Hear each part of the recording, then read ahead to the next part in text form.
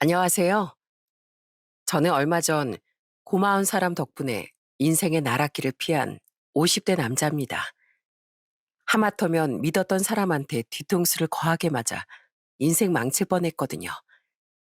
저를 그 위기에서 구해준 건 다름 아닌 저희 집 가사 도우미로 일하시는 이모님이었어요. 제가 이번에 겪은 일이 너무나 황당해서 이렇게 사연을 쓰게 되었습니다. 그럼 제 이야기를 한번 시작해 볼게요. 저는 외아들로 태어나 학창 시절이 조금 외로웠어요. 친구들이 형제끼리 의지하며 지내는 모습을 볼 때면 너무 부럽더라고요. 하지만 저희 부모님께서 절 사랑으로 키워주셨기 때문에 어긋난 데 없이 잘 자랄 수 있었답니다. 저희 아버진 제가 대학생 때 돌아가셨는데 그때 어머니랑 부둥켜 안고서 얼마나 울었는지 모릅니다. 그때 전 앞으로 어머니와 둘이 의지하며 살기 위해 돈을 많이 벌어야겠다고 생각했어요. 그래서 저는 직장 생활을 몇 년 하다가 사업을 시작하게 되었어요. 그리고 사업을 시작한 지 얼마 안 됐을 때였습니다. 저는 초등학교 선생님으로 일하고 있는 아내를 만나 20대 후반에 결혼을 하게 되었습니다. 아내는 정말 다정하고 착한 사람이었어요. 하루는 주말에 아내랑 같이 시장에 간 적이 있었는데 제가 엄마 따라온 애들을 보고 흐뭇한 표정을 짓고 있으니까 아내가 이렇게 묻더라고요. 여보, 뭘 그렇게 흐뭇하게 웃어? 그러고 보니 지난번부터 애들만 보면 그런 표정을 짓던데 애들을 참 좋아하나 봐. 귀여우니까 그렇지. 사실 나 어릴 때부터 형제가 없어서 조금 쓸쓸할 때가 많았거든. 그래서 난 결혼하면 애를 꼭 많이 낳아야겠다고 생각했었어. 아, 물론 당신이 동의해 줘야겠지만. 그래? 그럼 내가 힘닿는 대로 한번 애써보지 뭐. 셋이든 넷이든 많이 낳아서 복적복적하게 키우면 너무 좋겠다. 당신도 알다시피 나도 애들을 좋아하잖아. 그런데 정말 꿈만 같게도 결혼하고 1년 만에 아내가 아들을 낳게 되었어요. 저는 아들을 처음 품에 안아봤을 때 세상을 다 가진 것처럼 너무 행복했답니다. 장모님은 저희 집에 오셔서 아내한테 미역국도 직접 끓여주셨어요. 그것만으로도 너무 감사했는데 저한테 보약 한 채까지 주시더라고요. 강서방, 이거 내가 자네 주려고 지어온 건데 매일매일 잘 챙겨 마시게. 물론 내 딸도 애 낳느라 고생했지만 자네도 옆에서 힘이 되어 주느라 많이 애쓴 거 잘 알고 있네. 이제 자식도 태어났으니 가장으로서 어깨가 더 무겁지 않겠나. 이럴 때일수록 가장이 더 힘내야 되니까 까먹지 말고 잘 챙겨 마시게나. 저희 장인 장모님도 참 좋은 분들이셨어요. 덕분에 전 결혼 생활이 너무 행복했답니다. 그리고 몇 년이 지나 저는 아들 하나 딸 하나를 더 얻고 그렇게 원하던 북적북적한 집안이 되었답니다. 저희 아내는 애들한테 정말 잘하는 1등 엄마였어요. 가끔씩은 아내가 애들이랑 만두를 만들어 먹기도 했답니다. 얘들아, 우리 만두 만들어 먹을까? 엄마가 만두소 준비해 놨으니까 다 같이 거실에 앉아서 예쁘게 빚어보자. 우와, 좋아요. 난 곰돌이 모양 만두 만들어야지. 그럼 난 멋있는 자동차 모양 만두 만들 거야. 형이 만든 것보다 내가 만든 게 더 멋있을걸? 에이, 너 저번에도 공룡 모양 만든다고 해놓고선 이상한 거 만들었잖아. 그러지 말고 내가 만드는 거 보고 배우는 게 좋을걸? 저희 애들은 티격태격하면서 그 작은 손으로 만두를 만들더라고요. 막내딸은 아직 어려서 옆에서 밀가루 반죽을 가지고 놀았어요. 저도 어릴 때 저렇게 형제끼리 투닥거리면서 지내고 싶었는데 저희 애들이 그렇게 지내는 모습을 보니까 너무 행복하더라고요. 아내는 저희 어머니한테도 정말 잘했어요. 주말마다 애들을 데리고 가서 어머니 혼자 하기 힘든 대청소도 해드리고 이불 빨래도 도와드리며 지극정성을 다하더라고요. 그렇게 엄마 역할과 며느리 역할을 둘 다 잘하는 아내 덕분에 제 사업도 점점 잘 되어 갔습니다. 하지만 사업이 암만 잘 되면 뭐 하나요? 처음에 버는 돈이 점점 많아져 기분이 너무 좋았는데 집안에 우환이 생기니 다 소용없다는 생각이 들더군요. 저희 큰아들이 11살일 때 아내가 그만 암에 걸리고 말았거든요. 투병 생활을 시작했지만 아내의 상태는 좀처럼 나아지지 않았습니다. 교회를 다니시는 저희 장인 장모님께선 시골에서 올라오셔서 아내를 위해 기도를 많이 해주셨어요. 하나님 아버지, 부디 저희 딸 쾌차에서 건강하게 살 수 있도록 해주십시오. 결혼해서 자식을 셋이나 낳고 어진 마음으로 가정에 충실을 다하던 착한 아이입니다. 그러니 제발 도와주십시오. 제가 이렇게 부탁드립니다. 장인 장모님의 끝없는 기도에도 아내의 상태는 점점 더 나빠지기만 했습니다. 이제는 더 이상 가망이 없다는 걸 저도 인정할 수밖에 없는 상황까지 가버리고 말았어요. 그런데 어느 날 제 아내가 제 손을 붙잡고선 힘겹게 입을 때 이렇게 말을 하더라고요. 여보, 나 살고 싶어. 나 우리 애들 놔두고 도저히 못 가겠어. 아파도 좋으니까 우리 애들 다 클 때까지만이라도 살고 싶은데 아무래도 그건 안 되겠지? 이제 나한테 마지막에 얼마 안 남은 거겠지? 여보, 걱정하지 마. 나 혼자서도 우리 애들 열심히 키울 수 있어. 당신이 우리 두고 먼저 떠나고 후회하지 않게 내가 보란 듯이 우리 애들 훌륭하게 키울 거야. 그러니까 여보, 너무 걱정하지 말고 이제 편히 쉬어. 당신은 웃는 얼굴이 예쁜데 이렇게 맨날 울기만 하면 내 마음이 더 아프잖아. 그리고 얼마 안 가 아내는 결국 세상을 떠나고 말았습니다. 투병 생활을 시작한 지 1년 만이었어요. 저희 애들은 아내의 사망 소식에 눈물을 펑펑 쏟으며 오열을 하더라고요. 엄마, 엄마 제발 가지 마요. 우리 놔두고 가면 어떡해요. 앞으로 엄마랑 하고 싶은 게 많단 말이에요. 저는 그 모습을 보면서 가슴이 찢어지는 줄 알았어요. 저희 큰애가 겨우 12살이고 둘째랑 막내도 아직 나이가 어린데 너무 큰 상처가 된 것 같아 마음이 아프더라고요. 저 역시도 아내가 떠난 후 더 이상 세상을 살기 싫을 정도로 큰 상실감에 빠졌습니다.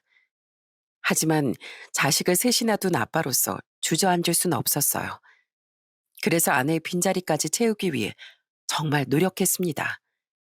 애들이 엄마가 보고 싶다며 울 때마다 안아서 달래주고 일이 바빠도 집에 와서 애들이랑 말 한마디라도 더 해주려고 노력했어요. 저희 애들한테 의지할 건 저밖에 없었으니까요. 한동안은 장인 장모님도 가끔씩 찾아뵙고 했는데 아내가 떠난 지 6개월쯤 됐을 때 저희 장모님이 저한테 이러시더라고요. 자네, 앞으로는 더 이상 우리 찾아오지 말게. 자네도 나이가 젊은데 언제까지 우리 신경 쓰면서 살 수는 없지 않은가. 자네가 우리랑 우리 딸을 얼마나 생각하는진 충분히 잘 알고 있으니까 이젠 애들 잘 키우면서 자네 인생을 살게나. 우린 자네 그 마음만 받은 걸로도 충분하네. 저는 그날 장인 장모님 앞에서 세상이 떠나가라 울고 말았어요. 앞으로 오지 말라고 말씀하시니까 왠지 모르게 너무 슬프더라고요. 그래도 전 자주 찾아뵙겠다고 했는데 장모님께서 그냥 가끔씩 손주들만 보여주고 저보곤 편하게 살라고 하시더군요. 결국 그날 저는 장인 장모님께 그동안 감사했다고 큰절을 올리고 그 집을 빠져나왔습니다. 그 이후 저는 아내 없이 혼자 가정을 돌보려고 많이 노력을 했는데 생각보다 쉽지 않더라고요. 회사 일도 해야 되는 데다 애가 셋이나 되다 보니 집안일 할 것도 많아 몸이 나만하질 않았어요. 빨래는 자꾸만 쌓여가고 저희 애들도 꼬질꼬질해져 가는 것만 같았죠. 저는 그때 아내의 역할이 이렇게 큰 거였구나. 가정을 위해 헌신하는 어머니들이 정말 대단하신 거구나라는 걸 다시 한번 느끼게 되었답니다. 그런데 집안을 챙기는 것도 힘들었지만 저희 큰아들이 사춘기에 들어가면서 반항을 시작하는 바람에 더욱 힘들더라고요. 저희 큰아들은 제가 말만 시키면 툴툴거리기 일쑤였어요. 병찬아, 반찬을 골고루 먹어야지. 한창 키가 클 나이인데 그렇게 편식하면 못 써. 아빠가 무슨 상관인데요? 내가 먹고 싶은 대로 먹는 거지. 아, 진짜 짜증나.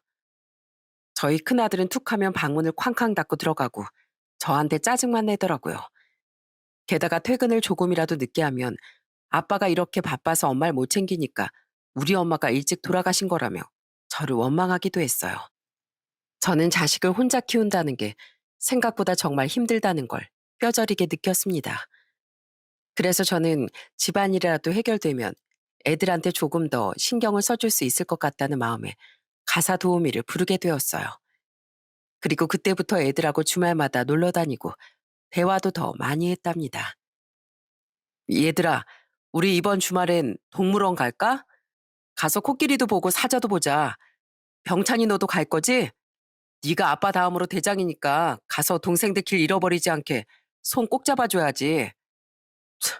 아, 내 나이 유치하게 동물원이 뭐예요? 그런 건 애들이나 가는 건데. 큰아들은 툴툴거리면서도 내심 좋은지 매번 따라 나서더라고요. 그런데 그런 생활이 어느 정도 반복이 되니까 큰아들의 마음도 조금씩 열리기 시작했던 것 같아요. 하루는 제가 너무 과로한 탓에 알아 누운 적이 있었는데 부엌에서 덜그럭거리는 소리가 나더니 큰아들이 쭈뼛거리며 제 방에 들어온 거예요. 아들이 가져온 쟁반을 보니 뜨끈뜨끈 김이 나는 죽 한 그릇이 놓여 있더라고요. 아빠, 이거 제가 끓인 죽인데 한번 드셔보세요. 저 사실 아빠가 그동안 우리를 위해 얼마나 고생하고 노력하시는지 잘 알고 있었어요. 그런데 엄마가 돌아가신 것도 너무 슬프고 사춘기라 그런지 이유 없이 막 짜증도 나고 그래서 아빠한테 좀 심하게 했던 것 같아요. 그런데 아빠가 이렇게 아파서 누워 계시니까 제 마음이 더 아픈 것 같아요. 아빠, 저 이제부터 아빠 말 잘 듣고 착한 아들 될게요. 그러니까 여태까지 제가 못되게 군 거 용서해 주세요. 네? 아들은 눈물까지 보이며 그렇게 말하더군요. 저는 그런 아들이 너무 고마워 아들을 꼭 껴안고 다독여 주었답니다. 그 후 저희 큰아들도 180도 달라져 저한테 엄청 잘하더라고요. 퇴근하고 집에 오면 제 어깨도 주물러주고 동생들도 잘 챙기면서 맞이 역할을 톡톡히 했죠. 그런데 얼마 후에 처음에 일하던 가사 도우미가 일이 있다며 그만두게 되었어요. 새로 두 번째 가사 도우미를 구했는데 또 사정이 생겼다면서 1년도 안 돼서 그만두는 거예요. 그래서 어쩔 수 없이 구한 세 번째 가사 도우미가 제 운명을 뒤바꿀 사람이 되었답니다. 세 번째 가사 도우미 분은 음식도 잘하고 성격도 서글서글했어요. 하루는 제가 전날 술을 잔뜩 먹고 돌아온 적이 있었는데 아침에 일어났더니 콩나물국을 끓여주신 거예요. 아이고, 이모님, 저 해장하라고 콩나물국까지 끓여주신 거예요? 저희 애들만 챙겨주시는 것도 감사한데 어쩜 이렇게 마음씨가 고우세요? 아유, 사업하시는 분이 숙취 때문에 해롱해롱한 상태로 출근하면 되겠어요? 식사 다 하시면 꿀물도 다 타드릴 테니까 따뜻하게 한 잔 드시고 가세요. 속이 편해야 일도 더 잘 되죠. 당시 저희 애들 등교 준비 때문에 가사 도우미 이모님이 출근을 일찍 하셨는데 고맙게도 저까지 챙겨주시더라고요. 그 전에 일하셨던 분들도 다 괜찮았지만 이번 이모님은 유독 좋은 분인 것 같았어요. 게다가 이모님은 저희 애들도 엄청 잘 챙겨주셨어요. 호떡이나 떡볶이 같이 애들이 먹고 싶어 하는 간식도 자주 해주시고 저희 애들이 말을 걸면 매번 상냥하게 대답을 해주시더라고요. 그런데 하루는 퇴근하고 나서 깜짝 놀란 적이 있었어요. 이모님이 거실에서 저희 애들이랑 만두를 만들고 있는 거예요. 이모님, 지금 뭐 하시는 거예요? 갑자기 왜 만두예요? 아, 애들이 같이 만두를 만들자고 졸라서요. 그런데 애들이 조그만 손으로 얼마나 야무지게 만드는지 몰라요. 그런데 그때 저희 둘째 아들이 저한테 이러더군요. 아빠, 저 이제 만두 잘 만들죠? 예전에 엄마랑 만들 땐 나이가 너무 어려서 못 만들었는데 이젠 나도 형만큼 잘 만든다고요. 이모도 저한테 예쁘게 잘 만든다고 막 칭찬해 주셨어요. 저는 그걸 보고 순간 아내가 떠오르더라고요. 예전에 저희 애들이 아내랑 같이 만두를 빚으며 즐거워했었는데 그걸 대신해 줄 수 있는 사람이 생겨서 너무 고마웠어요. 저희 애들도 이모님이 하도 잘해 주시니까 이모 이모하고 부르며 이모님을 참 많이 따랐답니다. 그런데 하도 저희 애들이 이모님을 많이 따르다 보니 제가 없을 때 저희 애들이 어떻게 하는지 궁금하더라고요. 그래서 하루는 이모님한테 이렇게 물어본 적이 있었어요. 이모님, 요즘에 우리 애들 말 잘 들어요? 혹시 저 없을 때 이모님한테 버릇 없게 하거나 말썽 부리는 건 아니죠? 에이, 말썽을 부리긴요. 사장님 자식들처럼 그렇게 착한 애들도 없어요. 말 한마디를 해도 예쁘게 하고 남매끼리 얼마나 우애가 돈독한데요. 저희 애들도 이렇게 웃음꽃이 피는 화목한 집안에서 자랐으면 참 좋았을 텐데. 이모님은 그렇게 말하며 말끝을 흐리더군요. 그래서 저는 잠시 고민하다가 이렇게 물어봤습니다. 그러고 보니 이모님께서 저희 집에서 일하신 지 2년이나 됐는데 제가 이모님에 대해서 아는 게 별로 없는 것 같네요. 남편분이 안 계시다는 건 알고 있었는데 집안 분위기가 별로 안 좋다고 하시는 걸 보니 혹시 사별하신 건가요? 그러자 이모님은 잠시 머뭇거리더니 그동안 안 하던 본인의 이야기를 시작하시더군요. 그게 사실 사별이 아니라 전 남편이 바람 피워서 이혼한 거예요. 그것도 다른 사람도 아닌 제 친구랑 그 짓거리를 했더라고요. 저도 예전엔 식당 운영하는 사장님이었는데 전 남편이 하도 사고를 치고 다녀서 그 식당도 다 말아먹어버렸어요.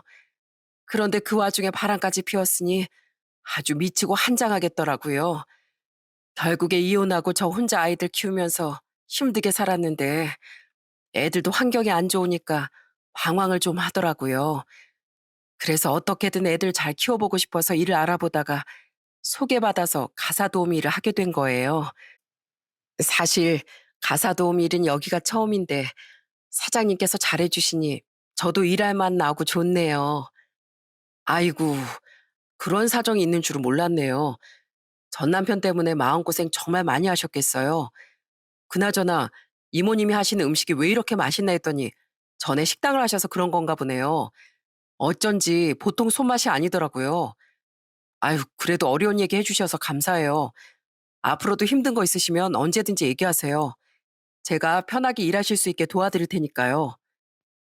그 이후로 저는 이모님과 친해지게 되었습니다. 이모님도 한번 마음을 터놓고 저한테 얘기하신 이후엔 저를 정말 가족처럼 편하게 생각하시는 것 같더라고요. 그렇게 이모님 덕에 저는 애들도 잘 키우고 집안도 깔끔하게 유지하며 살 수 있었답니다. 그런데 하루는 이모님이 하루 종일 울상을 짓고 계시길래 걱정을 했는데 퇴근하기 전에 저한테 이러시더라고요. 사장님, 이런 말 드리기 참 염치 없지만 혹시 저 돈 좀 빌려주실 수 있을까요? 사실 저희 큰아들이 이번에 사고를 치는 바람에 돈을 물어주게 생겼거든요. 한두 푼도 아니고 500만 원이 갑자기 필요하게 됐는데 제가 가지고 있는 목돈이 없어서 사장님한테 부탁드리는 거예요. 이런 얘기 꺼내서 정말 죄송합니다. 아이고, 죄송하게 뭐가 죄송해요. 이모님께서 저희 집에서 얼마나 큰 역할을 해주고 계시는데 그 정도는 제가 도와드려야죠. 그 500만 원 제가 빌려드릴게요. 천천히 갚으셔도 되니까 필요한 데 쓰세요.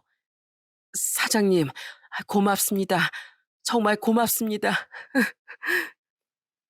이모님은 제가 빌려드린 돈으로 급한 불을 끄고 그 이후에 월급에서 매달 50만 원씩 까면서 제 돈을 다 갚았어요.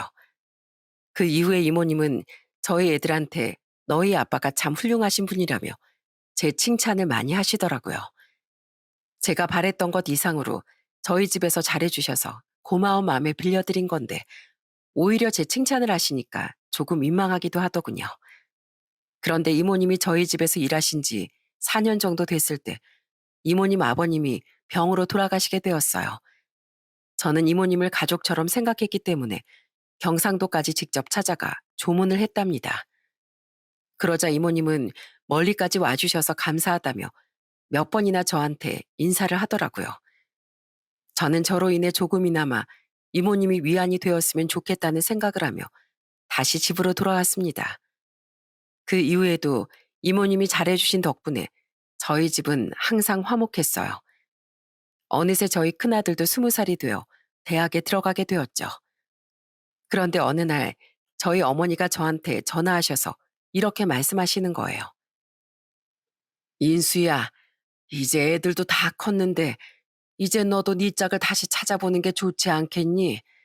이제 네 사업도 잘 되고 벌 만큼 충분히 번다고는 하지만 그래도 남잔 여자가 있고 없고가 다른 거야. 네? 저보고 재혼을 하라는 말씀이세요? 재혼 같은 건 생각도 안 해봤는데 저 그렇게 외롭지 않아요.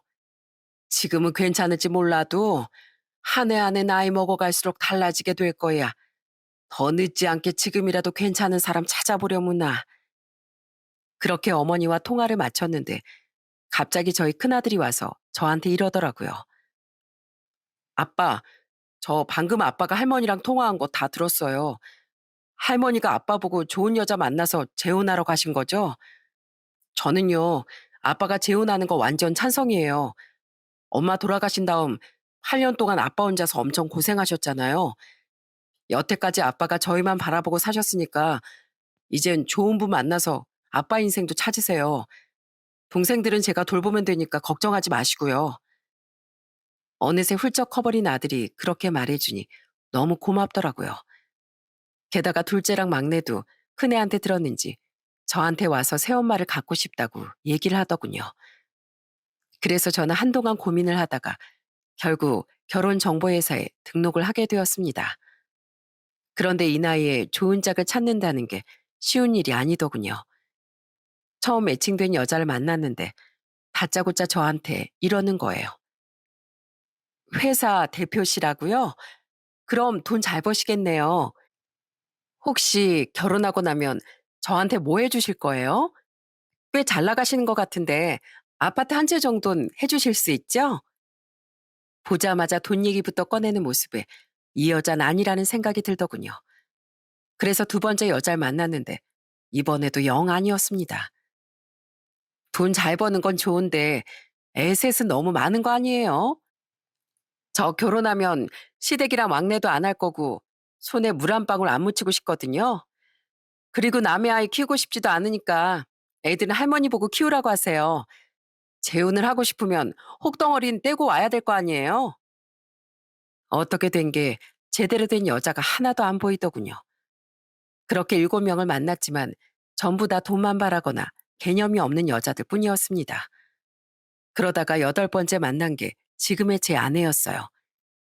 작은 미용실을 운영하는 여자였는데 처음 만났을 때부터 다른 사람들과는 다르게 저한테 아무 조건도 물어보지 않더라고요. 저기 혹시 제 재산을 왜 안 물어보세요? 그리고 제가 결혼하면 뭘 해줄 수 있는지도 안 궁금하세요? 다른 분들은 다 그런 거 물어보시던데. 네? 그런 게 왜 궁금해요? 저도 돈을 버는데 굳이 남자 재산 따질 필요 있나요? 이 나이에 서로 마음이 맞아서 의지할 수 있는 사람이 생기면 그걸로 된 거죠. 아내는 자식이 없는 이혼녀였는데 마음씨가 너무 따뜻하더라고요. 그래서 저는 아내와 정식으로 만나기 시작했습니다. 아내는 사소한 거 하나까지 저를 챙기는 사람이었어요. 오빠, 머리가 이게 뭐야? 나이가 50살밖에 안 됐으면서 벌써 흰머리야? 이러지 말고 염색이나 하게 나랑 같이 우리 미용실 가자. 회사 대표면 젊게 꾸미고 다니고 스타일이 좋아야지. 안 그래? 아내는 저를 데리고 본인이 운영하는 미용실에 가서 요즘 젊은 남자들이 많이 하는 머리 스타일로 바꿔주고 흰머리도 자연스럽게 염색해 주었어요. 완성된 머리를 보고선 저도 모르게 어깨가 으쓱하더라고요.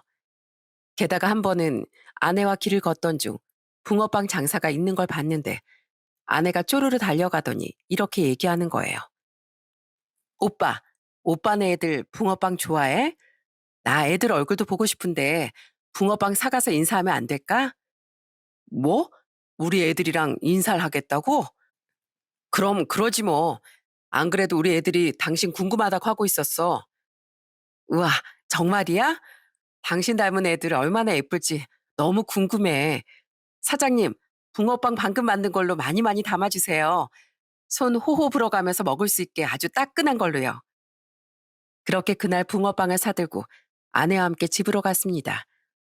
아내는 저희 애들을 보자마자 활짝 웃으며 이렇게 얘기하더라고요.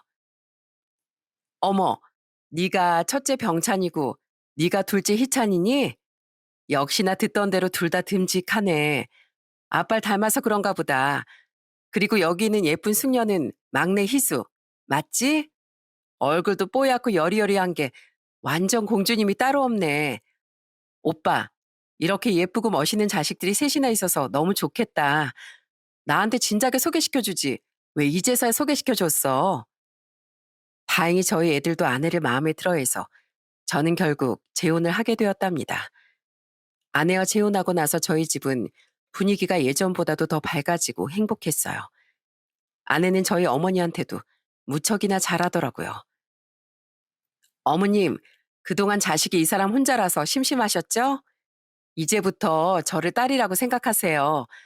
제가 이렇게 주말마다 자주 찾아와서 어머님한테 말벗이 되어드릴게요. 원래 같은 여자끼리 말이 더 잘 통하는 거잖아요. 게다가 아내는 저희 애들한테도 친엄마처럼 잘하더군요.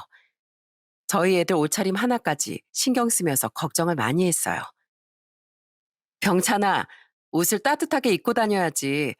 대학생이라 멋부리는 건 이해하는데 그래도 건강이 더 중요한 거야. 이 추운 날씨에 감기라도 걸리면 어떡해. 게다가 남자밖에 없던 집에 유일한 여자였던 저희 막내딸한테도 친근하게 대해주더군요. 희수야, 오늘 학교에서 별일 없었어? 엄만 학교 다닌 지 오래돼서 요즘 애들은 학교에서 뭐 하면서 지내는지 너무 궁금해. 사소한 얘기라도 좋으니까 엄마한테 다 얘기해줘봐. 심지어 저희 애들 생일 땐 직접 미역국까지 끓이겠다고 하더군요. 이모님, 오늘 미역국은 제가 끓일게요. 희찬인 제 아들이니까 엄마인 제가 끓여줘야죠. 아이고, 그럼 그러시겠어요? 우리 희찬이 진짜 좋겠네. 이렇게 잘 챙겨주는 엄마가 생겨서 너무 좋겠어. 저는 그렇게 저희 가족에게 잘해주는 아내에게 너무 고마웠어요. 그런데 아내는 어느 날부터 자꾸 저한테 아이를 갖자고 얘기를 하더라고요. 늦은 나이였지만 아내가 너무 바라는 것 같길래 노력을 해봤는데 아이가 생기지 않았습니다. 그렇게 아내와 재혼한 지도 3년이 지났어요. 저는 저희 어머니와 애들을 잘 챙겨주는 아내에게 너무 고마워 선물을 하나 해주고 싶었습니다. 여보, 내가 어제 부동산에 좀 갔다 왔는데 강남 쪽에 미용실 차리기 괜찮은 자리가 좀 있더라고.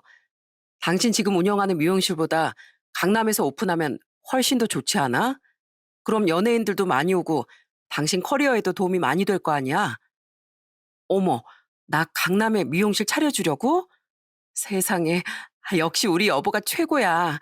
안 그래도 잘 나가는 미용실 원장들 보면서 부러울 때가 많았거든. 당신 차려주기만 하면 내가 진짜 열심히 해서 유명한 미용실로 한번 만들어 볼게. 나만 믿어줘. 저는 그렇게 아내와 함께 부동산을 돌아다니며 좋은 자리를 찾아다녔어요. 그러다가 아내가 딱 마음에 들어하는 자리가 하나 있더라고요. 여보, 여기 진짜 대박인데? 그런데 세가 조금 비싸서 어떡하지? 괜찮아. 내가 당신한테 그 정도도 못 해주겠어? 당신은 여기에서 실컷 실력 발휘할 생각만 하라고. 알겠지? 그날 저는 가계약금을 지불하고 나중에 그 가게를 계약하겠다고 약속하고 왔습니다. 아내는 강남에 미용실을 차린다는 생각에 며칠 동안 계속 실실 웃으며 설레어하더라고요. 저는 아내가 좋아하는 모습을 보면서 저까지 기분이 좋아지는 걸 느꼈어요. 그런데 얼마 후 상상치도 못했던 일이 일어나고 말았습니다. 제가 일주일 동안 지방 출장을 갔다가 낮 시간에 집에 들어온 날이었어요. 집안엔 이모님만 계셨는데 갑자기 저한테 할 얘기가 있다고 하시더라고요. 사장님, 그동안 저 힘들 때마다 도와주셔서 감사했는데 마지막으로 딱 한 번만 더 부탁드려도 될까요? 사실 저희 큰애가 이번에 대학에 들어가는데 등록금도 내고 자취방도 구하고 이거저거 하려다 보니 돈이 꽤 들어갈 것 같아서요. 아, 그럼요. 도와드려야죠. 이번엔 얼마가 필요하신데요? 더도 말고 덜도 말고 딱 2천만 원만 빌려주세요. 대신 제가 사장님께 사모님에 대한 특급 비밀 하나 알려드릴게요. 진짜 중요한 비밀이라 사장님께서 꼭 아셔야 되는 거예요. 사실 돈 때문이 아니라 원래도 말씀드리려고 했는데 돈 얘기랑 엮이게 돼서 죄송하네요. 2천만 원이란 액수보다 제 아내에 대한 특급 비밀이라는 단어에 어안이 벙벙했습니다. 그래서 저는 놀란 눈으로 이모님께 이렇게 물었어요. 네? 저희 와이프에 대한 특급 비밀이요? 그게 도대체 뭔데요? 그게 사실 그동안 사장님께 말씀은 못 드렸지만 사모님 때문에 너무 힘들었었거든요. 사장님이랑 애들한텐 잘해주시지만 저한텐 거의 악마나 마찬가지였어요. 이모님은 그렇게 말씀하시더니 휴대폰을 들어 직접 녹음한 대화 내용을 들려주시더군요. 저는 그걸 듣고 평소 보지 못했던 아내의 모습에 경악을 하고 말았습니다. 아줌마, 내가 똑같은 반찬 밥상에 2번 올리지 말라고 했죠? 어제 저녁에 먹은 시금치 무침을 오늘 아침에 또 꺼내면 어떡해요? 사모님, 시금치가 많이 남아서요. 메인 요리도 아니고 밑반찬까지 매 끼니마다 새로 만들긴 힘들어요. 사장님께서도 그렇게 식재료 남기시는 거 안 좋아하시고요. 그건 내 알 바 아니고 이제부터 내가 이 집 대장이니까 내 말을 따르라고요. 이래봬도 내가 잘 나가는 남편 둔 사모님인데 매 끼니마다 새로운 반찬으로 진수성찬을 먹어야 되지 않겠어요? 욕 먹기 싫으면 제발 똑바로 좀 하라고요. 아내는 반찬 같은 걸로 이모님에게 막말을 하기도 하고 별것도 아닌 걸로 시비까지 걸더군요. 아줌마, 혹시 방금 설거지하다가 쿵소리 난 거 일부러 나 들으라고 한 거예요? 내가 잔소리 좀 했다고 기분 나빠서 반항하는 거죠? 아니, 그게 아니라 거품 때문에 손이 미끄러워서 그만 그릇을 놓친 거예요. 제가 사모님한테 무슨 반항을 한다고 그러세요? 거짓말하지 마요. 아줌마 지금 내 잔소리 듣기 싫어서 툴툴거리는 거잖아요. 다시 한번 말하는데 잘리기 싫으면 내 앞에서 기분 나쁜 티 좀 내지 마요. 아시겠어요? 그리고 내가 이렇게 얘기하는 거 우리 남편이나 애들한테 말했다간 가만 안 둘 줄 알아요? 그랬다간 아줌마가 내 물건 훔쳐가고 나 때렸다고 얘기할 거니까요. 과연 내 남편이 아줌마 말이랑 내 말 중에 누구 말을 믿는지 한번 두고 보자고요. 이모님이 틀어주신 녹음 파일은 한두 개가 아니더군요. 저는 너무 충격을 받아 입이 다물어지지 않았습니다. 말도 안 돼. 3년 동안 살면서 우리 가족한테 짜증 한번 낸 적 없던 사람인데 어떻게 이럴 수가 있어요? 이모님, 이런 건 저한테 진작 말씀해 주셨어야죠. 그럼 제가 가만히 안 있었을 거 아니에요. 사모님이 얘기하면 잘라버린다고 하도 협박을 하셔서요. 저 이 나이에 일 그만두면 할 것도 없는 거 사장님도 아시잖아요. 그런데 사장님, 아직 충격받으시긴 이르세요. 사모님한텐 이것보다 더 큰 비밀이 있거든요. 이것보다 더 큰 비밀이라뇨? 그게 도대체 뭔데요? 지금도 충격적인데 더 충격적인 게 있다고요? 예, 사실 사모님 요즘 바람 피우시는 것 같아요. 얼마 전에 제가 퇴근하다가 사모님이 어떤 남자 차에서 내려서 다정하게 손을 잡고 가는 걸 봤거든요. 그때부터 의심스러워서 사장님 지방 출장 가신 동안에 제가 안방에 몰래 소형 녹음기를 넣어놨었어요. 제가 이렇게 말씀드리는 것보다 일단 녹음 파일을 들어보시는 게 더 좋을 거예요. 이윽고 이모님은 또 다른 녹음 파일을 틀어서 저한테 들려주시더군요. 그 녹음 파일 속에서 아내는 누군가와 통화를 하고 있더군요. 자기야, 조금만 더 기다려줘. 나 이제 좀만 더 해먹고 헤어질 거야. 이 사람이 돈이 얼마나 많은데. 이 인간, 글쎄 나한테 얼마나 푹 빠졌는지 이번엔 강남에 미용실까지 차려준다는 거 있지? 그거 한두 푼이 아닐 텐데 돈이 썩어나긴 하는가 봐. 내가 완전 땡 잡았지 뭐야? 그래도 나한텐 자기밖에 없는 거 알지? 이 인간한텐 돈만 떼어먹고 적당한 핑계 둘러대서 헤어질 거니까 걱정하지 마. 아휴, 그나저나 빨리 이 결혼 생활 끝내고 자기한테 가고 싶어. 밤마다 이 인간 코 고는 소리 때문에 아주 짜증나 죽겠어. 게다가 내 팔자에 남의 자식을 셋이나 키워야 될 게 뭐야. 아휴, 아무리 다 큰 애들이라지만 하도 달라붙어서 진짜 귀찮아 죽겠다니까. 아내가 저 없는 일주일 동안 상간남과 통화한 내용이 한두 건이 아니더군요. 저는 그 녹음 파일을 하나하나 다 들어보면서 온 몸에서 피가 쭉 빠져나가는 기분을 느꼈습니다. 잠시 후 모든 녹음 파일을 다 들은 전 분노가 머리 끝까지 차올라 온 몸이 바들바들 떨렸어요. 이럴 수가. 어떻게 그 여자가 저한테 이럴 수가 있어요? 이모님도 아시잖아요. 그 여자가 제 앞에서 얼마나 좋은 모습만 보여줬는지. 이거 다 제 재산을 노리고 연기한 거였던 거예요? 아휴, 아니라고 하고 싶지만 아무래도 맞는 것 같네요. 제가 예전에 전 남편이 바람 피워서 이혼했다고 말씀드린 적 있었죠? 제가 한번 겪어보니까 증거라는 게 얼마나 중요한지 뼈저리게 깨닫게 되더라고요. 그래서 사장님께선 저처럼 고생하지 마시라고 제가 일부러 녹음한 거예요. 이렇게라도 사장님한테 도움이 되고 싶었거든요. 이모님은 그렇게 말씀하시고선 저한테 그 녹음 파일을 모두 보내주시더군요. 저는 돈만 밝히는 아내에게 어떻게 복수를 해야 될지 고민을 하기 시작했습니다. 그리고 며칠 후 미용실 계약을 하기로 한 날이 되었어요. 아무것도 모르는 아내는 잔뜩 설레어하는 얼굴로 저한테 이러더군요. 여보, 우리 오늘 계약하러 가는 날이잖아. 나 빨리 계약하고 싶으니까 얼른 씻고 준비해. 빨리 내 이름으로 된 좋은 미용실 갖고 싶단 말이야. 아, 난 회사 일 때문에 잠깐 뭐 해야 될 게 있으니까 당신 먼저 가 있어. 내가 부동산에 미리 얘기해놨으니까 당신이 가서 계약하면 돼. 아싸. 그럼 나 먼저 간다. 당신도 일 빨리 끝내고 얼른 와야 돼. 알았지? 아내는 그렇게 신이 잔뜩 나서는 부동산에 먼저 가더군요.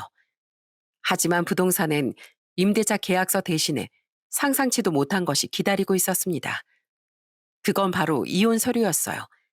제가 부동산 사장님께 돈을 조금 드리고 부탁해 이혼 서류를 맡겨놨거든요. 그런데 부동산에 도착해 이혼 서류를 본 아내가 바로 저한테 전화를 해서 따지더군요. 여보, 이게 도대체 뭐야? 이건 계약서가 아니라 이혼 서류잖아. 당신 지금 나랑 장난하는 거야? 장난은 무슨, 말 그대로 내가 당신한테 이혼 청구하는 거야. 내가 왜 그런진 당신이 제일 잘 알고 있을 텐데. 그게 무슨 소리야? 갑자기 이혼이라니? 당신도 나랑 이혼하길 원한 거 아니었어? 왜? 내 돈 잔뜩 뜯어먹고 이혼해야 되는데 아직 덜 뜯어내서 아쉽냐? 그 봉투 안에 잘 보면 USB도 하나 있을 거야. 그 안에 너의 악랄한 정체가 다 들어있으니까 내가 왜 갑자기 이러는지 궁금하면 그거 확인해보고 다시 전화해. 알겠어? 저는 그렇게 말하고선 전화를 끊어버렸어요. 그런데 잠시 후 아내가 USB 안에 들어있던 녹음 파일을 확인했는지 헐레벌떡 집으로 달려오더라고요. 집 안에 들어오자마자 제 앞에 무릎을 꿇고 사정을 하기 시작했어요. 여보, 내가 잘못했어. 나 당신 사랑하는 거 알잖아. 그런데 내가 한 번 실수했다고 갑자기 이혼하자는 게 말이 돼? 실수? 넌 그런 걸 실수라고 부르냐? 너 이모님이 우리 집에서 얼마나 중요한 존재인지 몰라? 내가 전처랑 사별하고 혼자 애들 키우면서 힘들어할 때 옆에서 자기 가족처럼 돌봐주고 보살펴 주신 분이야. 그런데 어떻게 그런 분한테 그런 갑질을 해? 게다가 그걸로도 모자라. 다른 놈이랑 더러운 짓까지 했잖아. 그런데 그게 실수라고? 당신 혹시 실수라는 말의 뜻을 모르는 거 아니야? 아니, 고용주 입장에서 가사 도우미한테 그 정도 말도 못해? 그런 하찮은 사람한테까지 대우 다 해주면서 살 거면 뭐하러 돈을 많이 벌어? 다들 왕처럼 떵떵거리면서 살고 싶어서 돈 버는 거 아니야? 그리고 다른 남자 만난 건 내가 사과할게. 지금이라도 헤어지면 되잖아. 나 당신이 강남에 미용실 해준다고 해서 원래 운영하던 미용실도 정리해버렸는데 갑자기 이렇게 이혼하면 나보고 어떡하라고. 정 이혼하고 싶으면 원래 해주기로 했던 미용실은 해주고 이혼하던가. 너 진짜 미쳤구나. 얼마나 돈독이 올랐으면 이 와중에도 그 미용실을 해달라고 해. 너 하는 짓이 너무 뻔뻔해서 번데기도 울고 가겠다. 너 솔직히 말해. 그 남자랑 어디서 어떻게 만났어? 도대체 나 없을 때 무슨 짓을 하고 다니길래 그런 놈이랑 어울려 다닌 거냐고. 당장 사실대로 얘기하지 못해? 솔직하게 다 얘기하면 용서해 줄 거야? 그럼 나랑 이혼도 안 하고 미용실도 약속한 대로 해주는 거야? 일단 얘기해봐. 그럼 내가 생각해 볼 테니까. 그러자 아내는 잠시 우물쭈물하더니 정말 충격적인 얘기를 꺼내더군요. 사실 당신 지방 출장 갈 때마다 너무 심심해서 나이트를 좀 다녔어. 그러다가 거기서 나보다 3살 어린 그 남자를 만난 거야. 솔직히 말해서 당신은 아이도 있고 진중한 성격이라 재미가 없잖아. 그런데 나보다 어린 남자가 재밌게 해주니까 좋아서 그랬어. 뭐? 나이트? 너 진짜 대단하다. 세상에 어떤 40대 유부녀가 남편을 놔두고 나이트를 다니냐? 그것도 그냥 춤추러 간 게 아니라 거기서 남잘 꼬셔? 이거 완전 내가 생각했던 것보다 더 역겨운 쓰레기네. 역겹다니 말이 너무 심한 거 아니야? 솔직히 당신이 고리타분해서 그렇지. 요즘에 유부남 유부녀들 다 애인 하나씩은 가지고 있어. 오죽하면 불륜 채팅방까지 있겠어. 다들 흔하게 이렇게 하는 건데 겨우 이런 것 가지고 이혼 얘기까지 나와야 돼? 그런데 그때였어요. 부엌에서 저희가 싸우는 걸 지켜보고 있던 이모님이 나서더군요. 이모님은 다듬고 있던 팥뿌리를 가져와 아내의 얼굴에 확 던져버렸어요. 어? 아줌마, 미쳤어요? 지금 우리끼리 진지한 얘기하고 있는 거 안 보여요?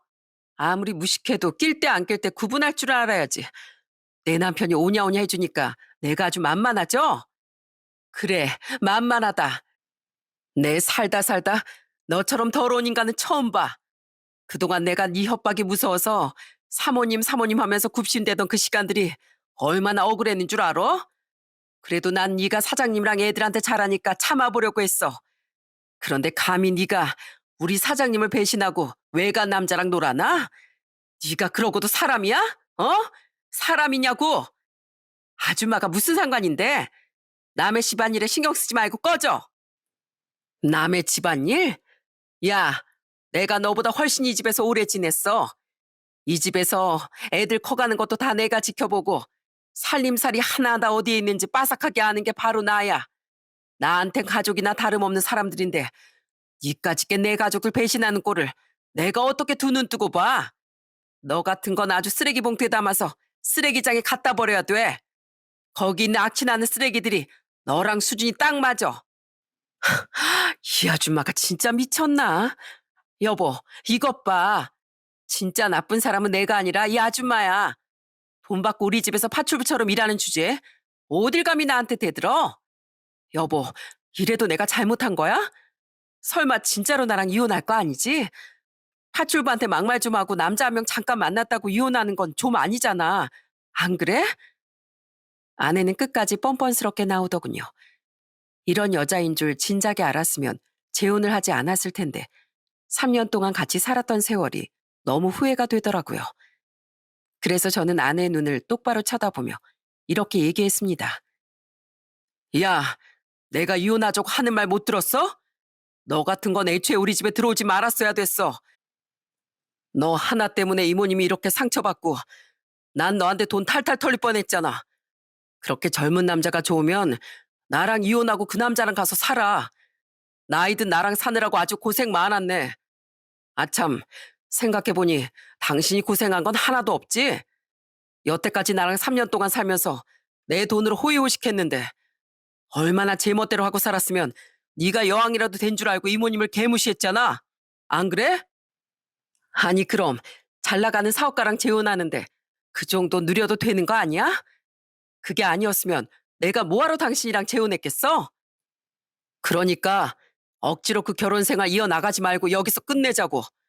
더 말하기도 귀찮으니까 어서 이혼 서류에 도장이나 찍어. 알겠어? 저는 그렇게 말하고선 아내를 맨몸으로 쫓아내버렸어요. 그리고 아내가 미용실을 받기 전까진 절대 이혼을 못 해준다길래 이혼 소송까지 걸어버렸습니다. 저를 배신하고 바람까지 피운 주제에 미용실을 얻어내려는 게 정말 어이가 없더라고요.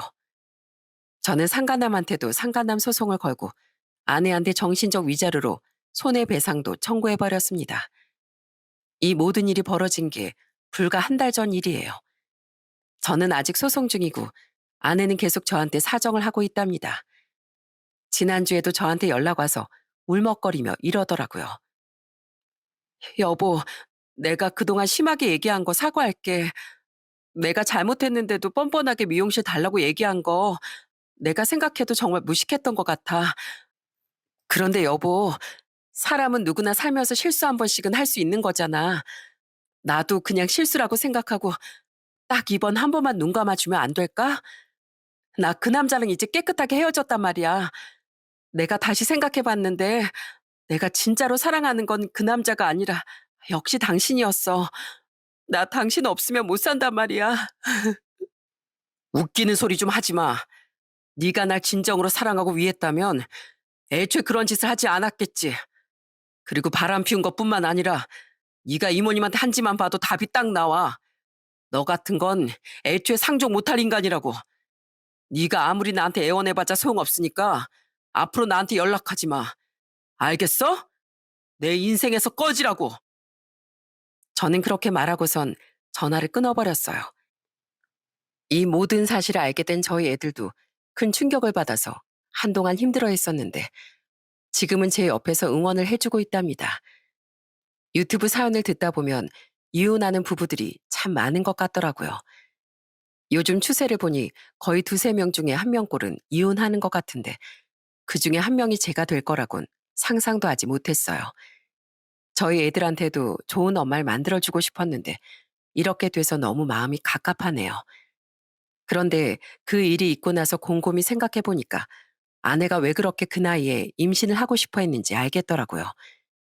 아마 저희 둘 사이에 아이가 있으면 이혼을 하더라도 본인한테 재산이 많이 가기 때문이었겠죠. 그런데 노력을 했는데도 임신이 안 된 걸 보니 아무래도 저희 조상신이 도우신 것 같다는 생각이 들더라고요. 솔직히 한동안은 너무 분해서 잠도 제대로 자지 못했어요. 이모님이 아니었으면 돈 다 뜯기고 배신당해 나락의 길을 걸었을 제 모습을 상상하니 너무 끔찍하더라고요. 저는 이모님께 너무 고마운 마음에 부탁했던 2천만 원을 보내주고선 이렇게 얘기했답니다. 이모님, 이 돈 저한테 안 돌려주셔도 돼요. 이모님이 제 인생 구해주신 거 생각하면 저 이 돈 하나도 아깝지 않거든요. 아이고, 그래도 이 큰 돈을 그냥 받을 수는 없죠. 제가 오래 걸리더라도 꼭 갚을게요. 아니요, 그러실 필요 없어요. 대신 제가 조건을 하나 걸게요. 그 돈을 안 갚으셔도 되니까 저희랑 오래오래 함께 해주세요.